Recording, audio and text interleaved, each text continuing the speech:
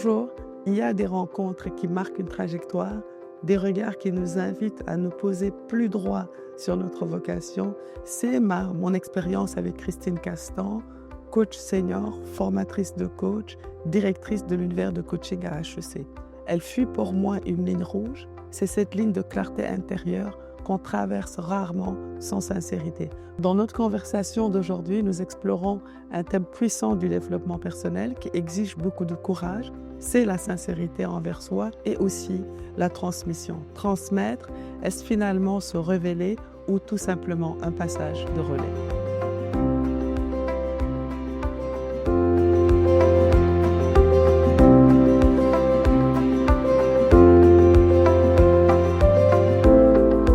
Christine, merci d'avoir accepté de partager ce moment avec moi. C'est un plaisir de te revoir. Merci pour cette traversée du vrai et du juste. Ma première question, c'est à quel moment dans ton parcours tu t'es dit que tu étais faite pour accompagner les autres? C'est une question qui est intéressante parce que je ne vais pas répondre depuis toujours, parce que c'est sans doute pas vrai. Et je crois qu'après une formation d'ingénieur, donc de sachant, d'expert, je pense qu'à l'époque, tout pouvait se mettre en équation, même l'autre, même la relation. Très vite, dans les premières années de ma vie professionnelle, je suis rentrée dans l'accompagnement, alors je dirais par hasard, n'ayant pas de fonction hiérarchique, mais plus transversale. Et après une première expérience chez L'Oréal, je suis rentrée dans un cabinet pour faire du conseil en ressources humaines. Et c'est à ce moment que le coaching est arrivé en France, puisque on ne savait pas trop ce que c'était. On avait des collègues qui étaient consultants et qui devenaient coachs. C'était au tout début dans les années 90. Et donc je m'y suis intéressée par choses un peu bizarres. On n'a pas la solution. On va accompagner l'autre à trouver ses propres solutions.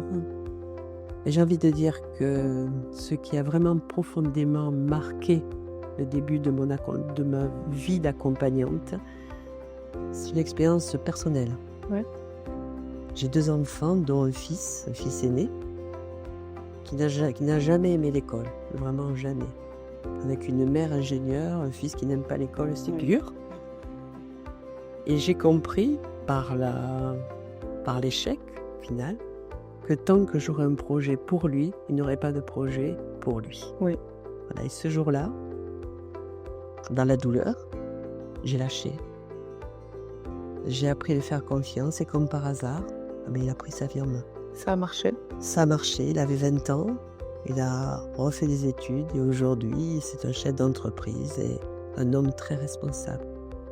Et je suis très émue en parlant, mais je crois que c'est à ce moment-là que ma vocation d'accompagnante s'est révélée. Avec ce déclic? Avec ce déclic, tu n'as pas à avoir de projet sur l'autre, tu dois l'accompagner avec son propre projet. Absolument. Christine, est-ce une mission de vie? Probablement que c'est une mission de vie. C'est à partir du moment où je me suis autorisée à exercer ce métier, que j'ai le sentiment d'être à ma place, à ma juste place. Comme je le disais, déployer mes ailes. Je sentais que j'avais des ailes, comme tout un chacun, et qu'elles étaient très pliées dans un carcan de savoir, d'experts. Et le jour où j'ai commencé à accompagner, j'ai senti ces ailes qui se déployaient. Vraiment. Et la question de la légitimité, même si elle se pose régulièrement, au final, lorsque nous sentons à notre place, cette expérience que j'ai vécue et que j'ai vu vivre à d'autres, elle se pose beaucoup moins.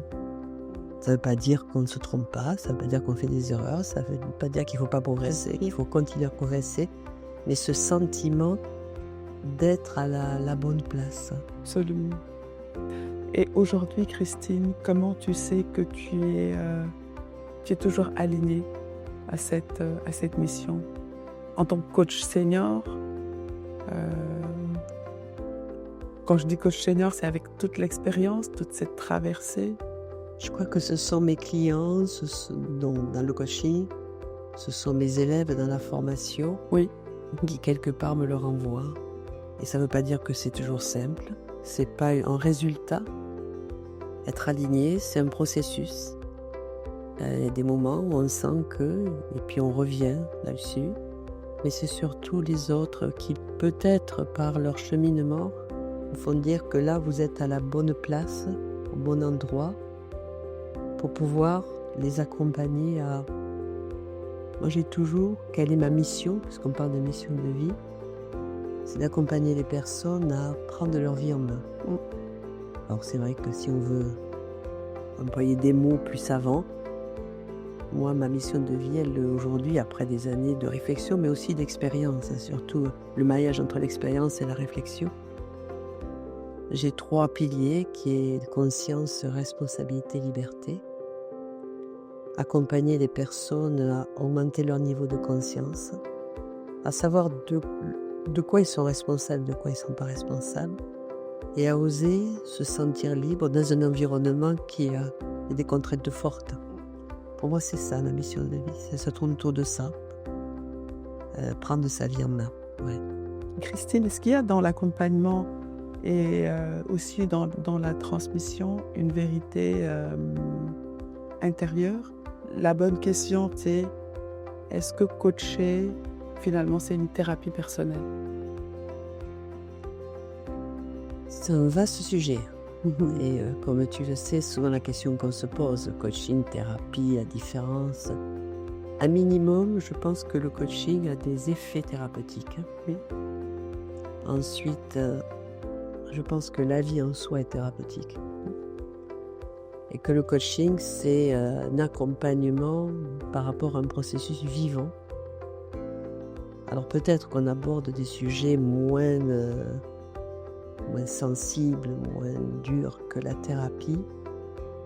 Mais si c'est redonner du vivant à un processus, à un être humain, ben j'ai envie de dire que oui, ça participe à ça. Voilà. Alors, est-ce que c'est guérir aussi soi-même en tant que coach? Coacher, c'est guérir? Oui, c'est tout au long de sa vie, oui. On n'est pas accompagné, on n'est pas coach par hasard. Je pense que tu le sais. Oui. Qu'est-ce que ça a guéri chez toi? Excuse-moi, il y a eu plusieurs niveaux. Le premier niveau, c'est que moi, pendant longtemps, pendant pas mal d'années, je ne savais pas ce que je voulais faire. Donc, étant une bonne élève, j'avais fait des études scientifiques, puisque à l'époque, c'était la voie royale.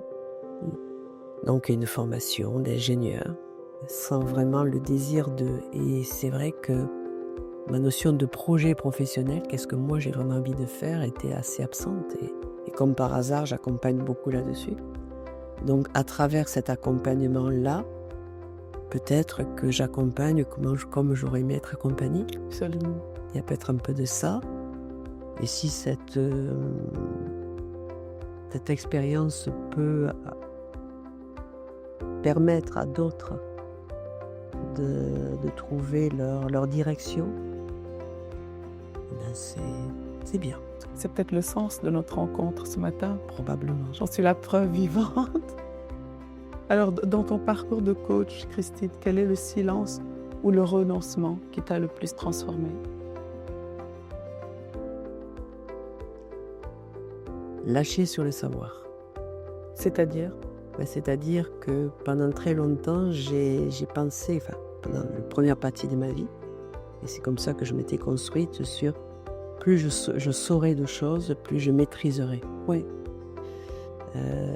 Aujourd'hui, je sais que, alors je pourrais parodier une chanson, je sais que je ne sais pas, mais je sais que je sais peut-être d'autres choses. Oui, qu'il y a une autre voie. Voilà, qu'il y a une autre voie, que la vérité, on a nos vérités, bien sûr, et ça je pense que ça veut dire des valeurs, des convictions. Absolument. Mais la vérité universelle, pourquoi pas? Et aujourd'hui, c'est important, je trouve, dans un environnement très polarisé, où on ne s'écoute pas, où chacun a raison et qu'on va chercher à convaincre l'autre, par l'argument ou par la force. J'ai envie de dire... Par la force en ce moment. Par la force, oui. Ça fait du bien même si on peut paraître peut-être un peu idéaliste, je pense qu'il faut des gens qui croient en l'humain et qui croient qu'on peut aussi vivre hors du rapport de force permanent. Mm. Alors, quel est l'espace en toi, Christine, qui demande à être pleinement écoutée? S'il y en a un. Bien sûr qu'il y en a un. C'est peut-être l'espace des valeurs, qui n'est pas toujours simple avec le coaching, parce qu'à la fois on laisse l'espace à l'autre, bien sûr, et qu'on n'est pas là pour brandir ses valeurs, mais moi ça me renvoie à les missions que je choisirais, celles que je ne choisirais pas, que je me l'autorise, à quoi je veux contribuer, à quoi je ne veux pas contribuer, et je pense que c'est important, que c'est essentiel. Mais c'est vrai aussi que ces valeurs-là, je les vis à travers l'accompagnement, enfin plutôt la transmission. Là, effectivement, je m'autorise aujourd'hui à parler de ce qui est important pour moi, sans rechercher à convaincre l'autre, mais plus à partager sur un certain nombre de convictions et ce sur quoi voilà, après ça, on partage, on échange. Mais ça, c'est aujourd'hui quelque chose dont j'ai besoin, de pouvoir, de prendre le risque de dire là, moi, je suis OK, là, je suis pas OK. Ouais. À quoi je veux contribuer, à quoi je ne contribuerai pas. Bien sûr. Justement, à propos de la transmission, le maître doit dépasser sa propre expérience pour rendre l'élève créateur, cette bachelard. Et qu'est-ce que cela t'inspire? J'ai été ton ancien élève. Pour moi, c'est assez extraordinaire d'être là où je suis, par exemple, de voir mon ancien élève est là à m'interviewer et que je vois ton chemin, je le vois de loin et je me sens fière d'avoir participé à ça. Il y a eu cette rencontre parce que je pense que la transmission, c'est aussi une rencontre. Oui. Donner là du contenu, des apports, qui fait qu'une rencontre, par définition, transforme les deux personnes. Pour moi, c'est très important. Charles Pépin le dit dans son livre sur la rencontre, une vraie rencontre, c'est quelque chose qui transforme les deux. Absolument. Et moi, j'ai la chance de rencontrer des personnes que je vais accompagner dans leur formation, dans leur parcours de formation, voire de transformation. Et elles me donnent autant que ce que je leur donne. En venant à HEC, moi, je voulais me former peut-être pour un métier, mais, et je le dis souvent, ce que j'ai eu, c'était plus que ça. C'est vraiment une transformation intérieure dans une vraie structure de pensée, de valeurs, où chaque chose, où on a une espèce de lumière sur chaque chose qui nous définit, est vraiment de l'intérieur.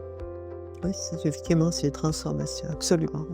Et aujourd'hui, moi, je le revendique dans la formation et dans la mission que j'ai au sein d'HEC. Je revendique le fait que nous accompagnons des personnes à se transformer, certains plus ou moins en fonction de là où elles en sont, mais c'est important, cette transformation. Et si tu pouvais souffler une seule question dans l'oreille de chacun de tes clients ou élèves, coachs, quelle serait-elle? Il y a une qui me vient spontanément. Quelle personne veux-tu être? Tu veux que je réponde? Oui. Une personne qui impacte positivement, qui arrive à transformer aussi, et qui arrive à donner des ailes pour permettre à l'autre de s'envoler. C'est beau et c'est exigeant. C'est Oui. exigeant parce que C'est- c'est... Absolument, absolument. Avec, on fait au mieux. Mais je pense qu'il ne faut jamais l'oublier. Quelle personne je veux être. Il y a des moments où ça permet de se raligner. Merci. Alors, ça me permet de poser aussi, quelle est la posture la plus difficile à incarner durablement pour un coach? Laisser l'espace à l'autre. Surtout quand on peut penser que On sait tout. Oui, on pourrait, effectivement. Des fois, on ne peut pas s'empêcher de dire « Ah, moi, à sa place », etc. Ouais. Je trouve que c'est une belle prudence, laisser l'espace à l'autre, parce que je rebondis sur ça. On peut être tellement tenté, avoir tellement envie de faire bouger les choses Complètement. et d'envahir la personne. J'aime oublier l'intention qui est de l'accompagner l'autre à se révéler. Il est là où il est. Oui, il aimerait peut-être qu'il soit plus loin. Et encore, qu'est-ce que ça veut dire? C'est accepter qu'il est là où il est et qu'il fait sans doute au mieux à ce moment-là. Pour moi, c'est ça. Quelle est la distance, Christine, qu'on peut mettre par rapport justement à cette relation-là? Parce que je pense aussi il y a la personnalité du coach, bien sûr, la posture, il y a aussi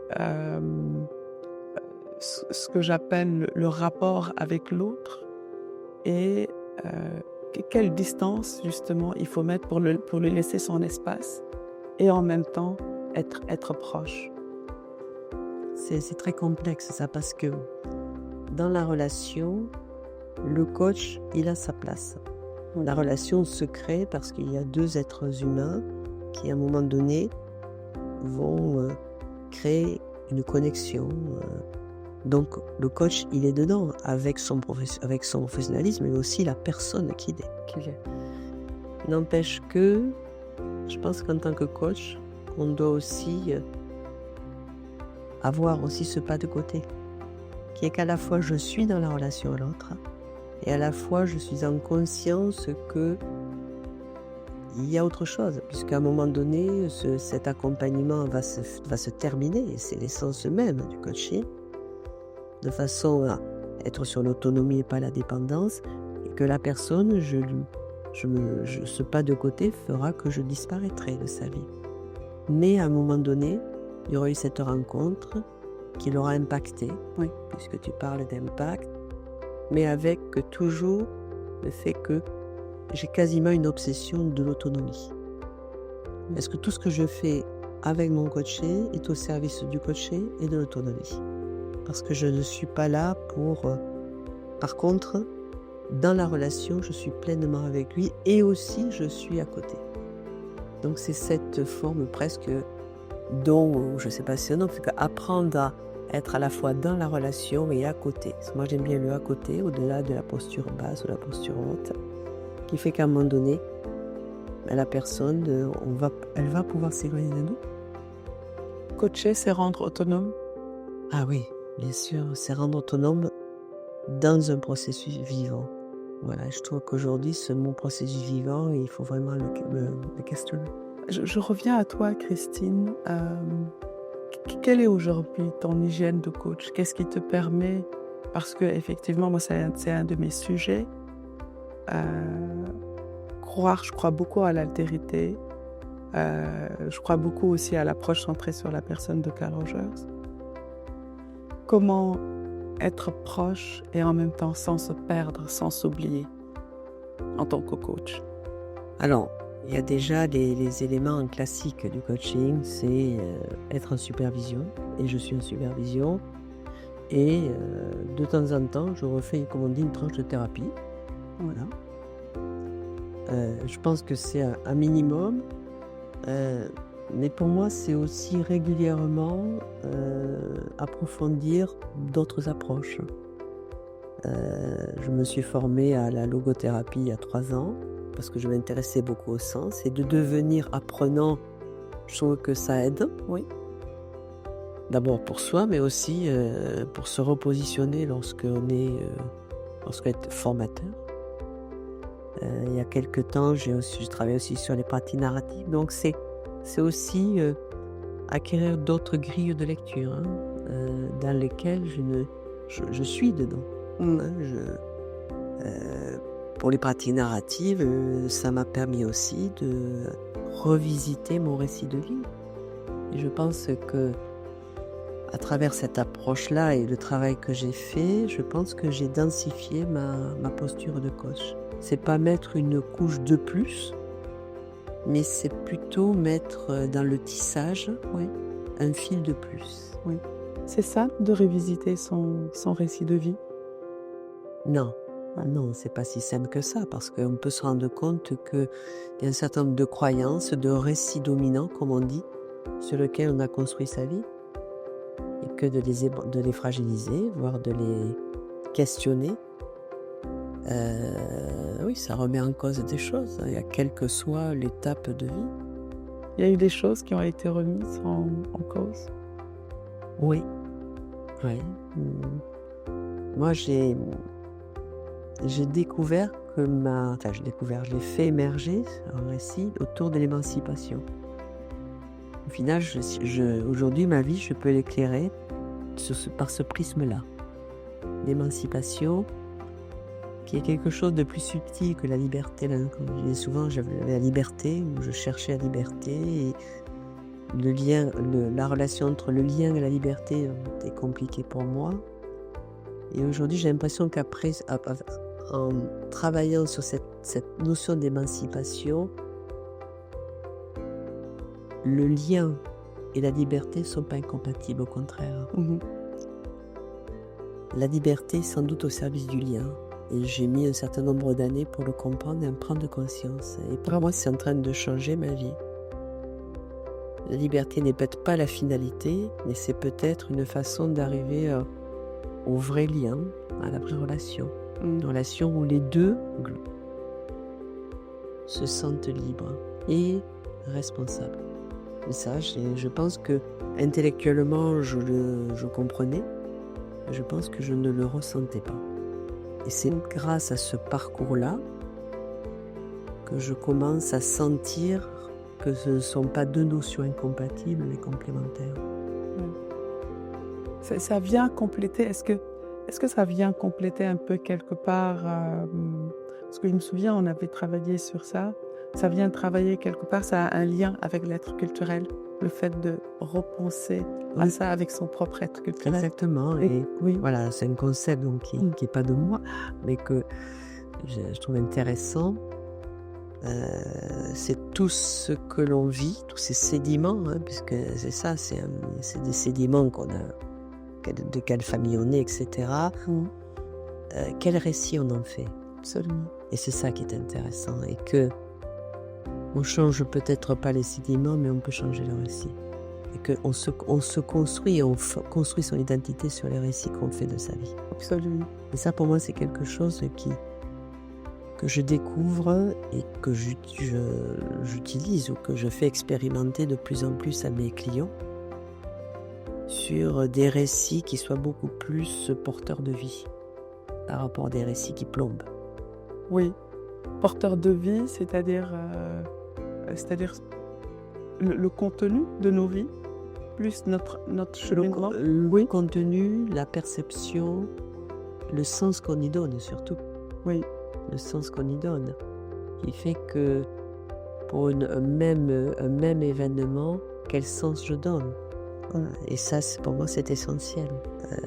Et ça renvoie un peu à certains concepts existentialistes. C'est qu'est-ce que je fais de ce que j'ai vécu? Oui. Qu'est-ce que j'en fais? Au service de quoi je le mets? Oui. Et ça parle de récit. Absolument. Ça me fait penser à une histoire de jumeaux qui avaient des parents, qui avaient un père alcoolique qui les battait, et puis on a suivi jusqu'à l'âge adulte. L'un était directeur d'une très grande boîte et l'autre était SDF dans la rue. On leur pose la question de savoir qu'est-ce qui a fait les deux que tu deviennes plus tard, avec ce que tu as vécu, un si grand patron. Et il a répondu avec l'histoire que j'ai eue, avec un père que j'ai eu, je ne pouvais pas faire autrement. Et son frère jumeau donnait la même réponse. Donc tout finalement part de la perception et de ce qu'on en fait. Est-ce qu'on en fait un moteur ou est-ce qu'on tourne autour et on en fait un pathos? Et le coaching, voilà, je pense, peut aider à ça. Absolument. C'est-à-dire comment on accompagne la personne à peut-être avoir un regard différent, une perception différente, et comment on peut l'accompagner à oser. Oui. À oser expérimenter, à oser Ça veut dire que soi-même le coach, il faut qu'il croie en la vie. Mm. Sinon, Christine, est-ce que c'est ma dernière question? Est-ce que coacher aujourd'hui, c'est finalement donner à quelqu'un ou faire prendre conscience à quelqu'un? C'est peut-être transmettre une psychologie positive, une psychologie transformative. Est-ce que c'est cela le coaching finalement? quelque chose, oui, une psychologie, en tout cas transformative. Transformative. Transformative, plus que... Pour moi, c'est ça, oui, c'est transmettre un certain nombre de possibles. Vous repartez avec quoi? Tu repars avec quoi? Ça, c'est la question que tu me poses, ça. Je repars d'abord avec un moment une re-rencontre, parce que nous connaissons. Donc ce moment de partage, où on est vraiment connectés, oui. avec aussi une responsabilité. Je crois que cet échange que nous avons, il pointe encore plus. Tu as une responsabilité quand dans l'accompagnement des clients et des élèves que je forme, sois-en digne. Voilà, c'est ce que je me dis en repartant. Je ferai au mieux. Je dis à moi aussi. Merci à toi. Merci Christine. Merci. Ubuntu, nous sommes les autres.